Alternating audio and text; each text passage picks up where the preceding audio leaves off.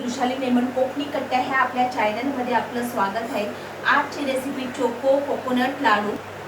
3 चमचे इथे मी cocoa powder घेतली आहे, 1 चमचा तूप घेतलंय, 1 वाटी ओलं खोबरं घेतलंय, 1 वाटी सुकं खोबरं घेतलंय। सुकं खोबऱ्याचा हा जो काळा भाग आहे तो काढून किसणीने किसून घेतलाय। 1 वाटी गूळ घेतले, इथे वेलची, दालचीन, जायफळ आणि थोडीशी साखर वाटून घेतली आहे। इथे आता आपला पॅन गरम झालाय, त्याच्यात तूप टाकून घेऊया।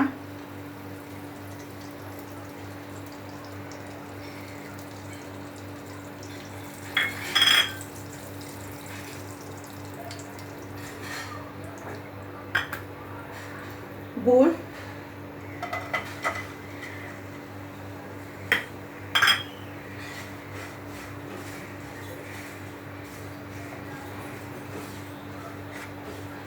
थोडंसं पाणी, थोडंसं गुळात आपल्याला चांगलं वितळून घ्यायचंय।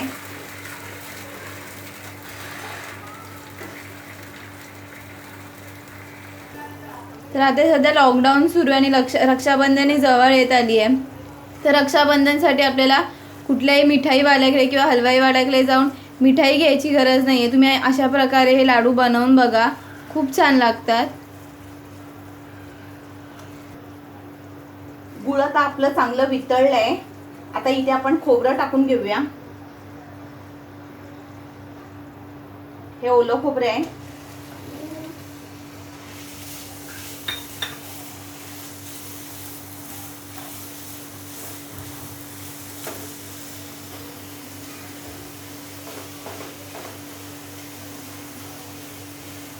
हे सुकं खोबरं आहे।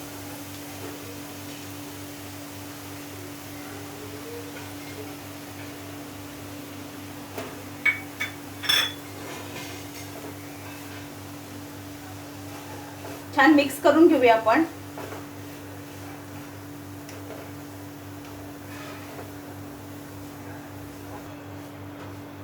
छान आता आपलं मिक्स झालंय, ह्याच्यात आता आपण कोको पावडर टाकून घेऊया।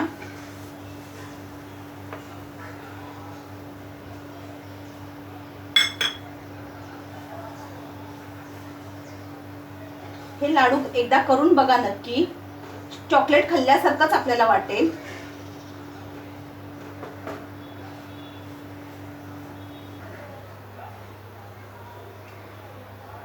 छान आता आपलं मिक्स करून झालेलं आहे।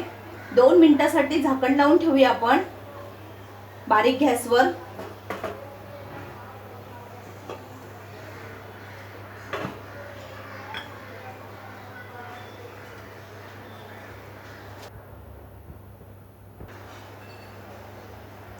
दोन मिनिटं झाली आहे, आता आपण चेक करून बघूया।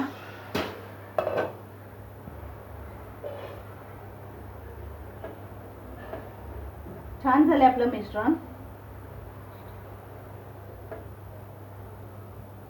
त्यात आता आपण वेलची, जायफळ, दालचिनी पूड टाकून घेऊया।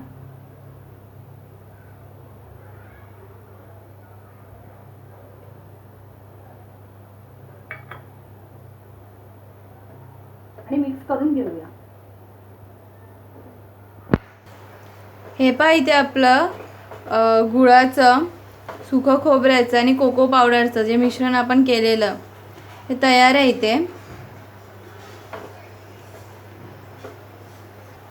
आता आपलं तयार आहे, तर गॅस बंद करूया आणि थोड्या वेळ 5-10 मिनिटांपर्यंत थंड होऊन देऊया आणि नंतर मग आपण ह्याचे लाडू वळायला घेऊया। हे पहा, आपलं मिश्रण थंड झालंय, आता लाडू वळून घेऊया आपण। आणि ह्या रक्षाबंधनला नक्की ट्राय करून बघा।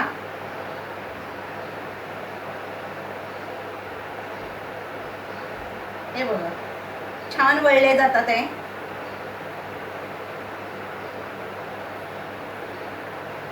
असं वाटणारच नाही की ह्यात खोबऱ्याचं मिश्रण आहे, खोबरं आणि गुळाचं। जसे चॉकलेट्स असतात तसेच दिसतात ते।